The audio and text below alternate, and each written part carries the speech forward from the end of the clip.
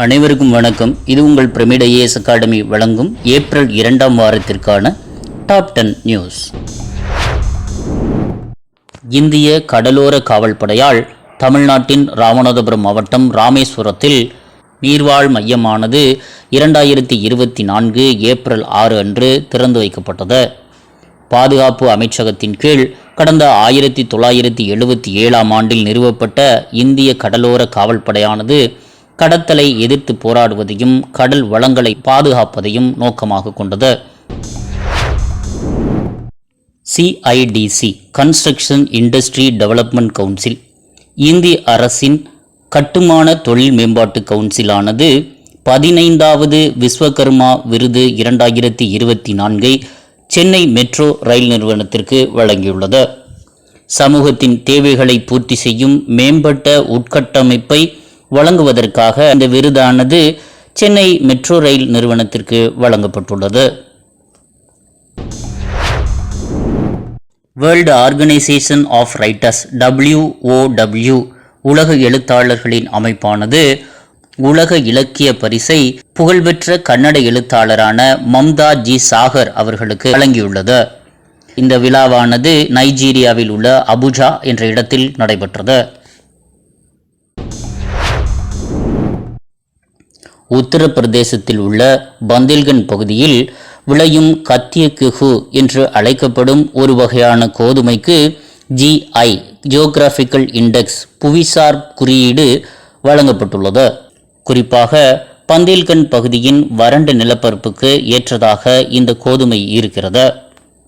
இந்த கோதுமையில் அத்தியாவசிய விட்டமின்கள், அதாவது விட்டமின் A, விட்டமின் B மற்றும் விட்டமின் E இதில் அடங்கியுள்ளது. அதேபோல் பீட்டோ கரோட்டின், இரும்பு, கால்சியம், பாஸ்பரஸ், துத்தநாகம் மற்றும் தாமிரம் போன்ற பல ஊட்டச்சத்துக்கள் அடங்கியுள்ளதாக தெரிவிக்கப்பட்டுள்ளது. இந்த புவிசார் குறியீடு ஜியோகிராபிக்கல் இண்டெக்ஸ் என்பது ஒரு குறிப்பிட்ட புவியியல் தோற்றம் கொண்ட தயாரிப்புகளில் சிறந்த மற்றும் தனித்தன்மை வாய்ந்த பொருளுக்கு கொடுக்கப்படும் ஒரு குறியீடாகும். இது புவியியல் குறியீடுகள் சட்டம் 1999 படி வழங்கப்படுகின்றன. Ministry of commerce and industry துறையின் கீழ் அமைச்சகத்தின் கீழ் இந்த குறியீடு வழங்கப்பட்டு வருகிறது. உலகிலேயே மிகப்பெரிய புதுப்பிக்கத்தக்க எரிசக்தி உற்பத்தி மையமாக, அதாவது சூரிய மின்சக்தி மூலமும் காற்றாலை மூலமும் மின்சாரம் தயாரிக்கும் நிறுவனமாக அதானி கிரீன் எனர்ஜி லிமிடெட் மாறியுள்ளது. இது குஜராத்தின் கட்ச் பகுதியில் உள்ள கவுடாவில் தற்போது 2000 மெகாவாட் வரை மின்சாரத்தை உற்பத்தி செய்துள்ளது. இது பாரிஸுடன் ஒப்பிடுகையில் 5 மடங்கு பெரிது என்று கூறப்படுகிறது.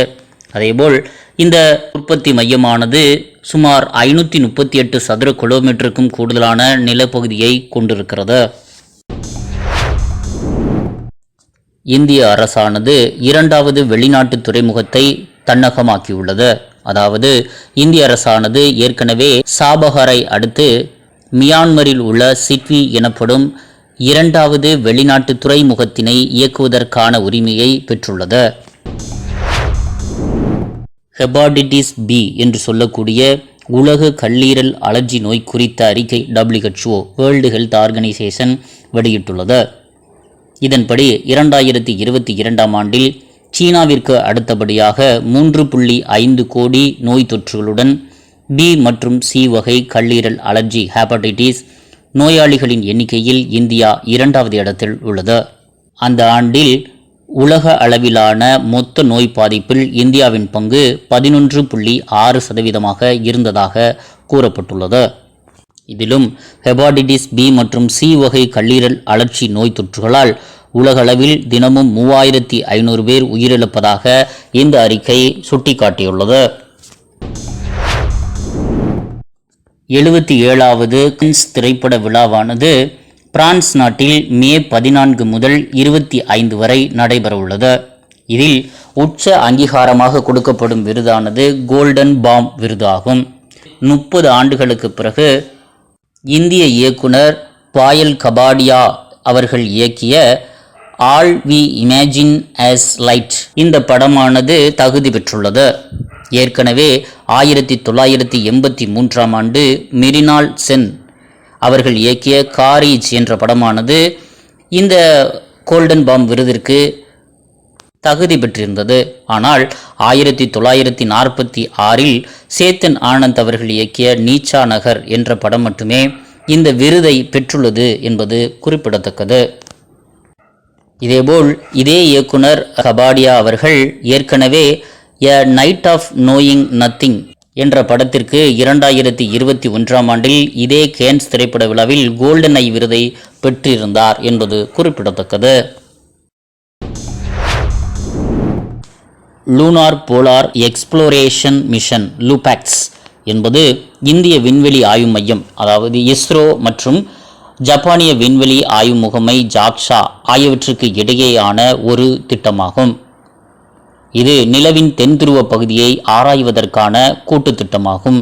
இந்த திட்டத்தில் லான்ச் வெஹிக்கிள் மற்றும் ரோவரை ஜாக்சாவும் லேண்டரை இஸ்ரோவும் தயாரிக்க உள்ளது. நிலவின் மணலில் உள்ள நீரின் அளவை அளவிடுவதற்கும் துளையிடுதல் மற்றும் மாதிரி எடுப்பதற்கும் கருவிகள் பொருத்தப்பட்டிருக்கும் என்று கூறப்படுகிறது. NATO north Atlantic treaty organisation என்பது வட அமெரிக்கா மற்றும் ஐரோப்பிய நாடுகளின் ஒற்றுமை மற்றும் பாதுகாப்பை உறுதி செய்வதற்காக அமைக்கப்பட்ட ஒரு அமைப்பாகும். இது 1949 அமைக்கப்பட்டது. இதனுடைய தலைமையகம் பெல்ஜியத்தில் புருசெல்ஸ் என்ற இடத்தில் அமைந்துள்ளது. தற்போது இதில் 32வது உறுப்பு நாடாக ஸ்வீடன் இணைந்துள்ளது. ஏற்கனவே 30 நாடுகள் இருந்த நிலையில் கடந்த ஆண்டு 2023 31வது நாடாக பின்லாந்து இணைந்தது குறிப்பிடத்தக்கது. மீண்டும் அடுத்த வாரம் டாப் 10 நியூஸில் சந்திப்போம். நன்றி, வணக்கம்.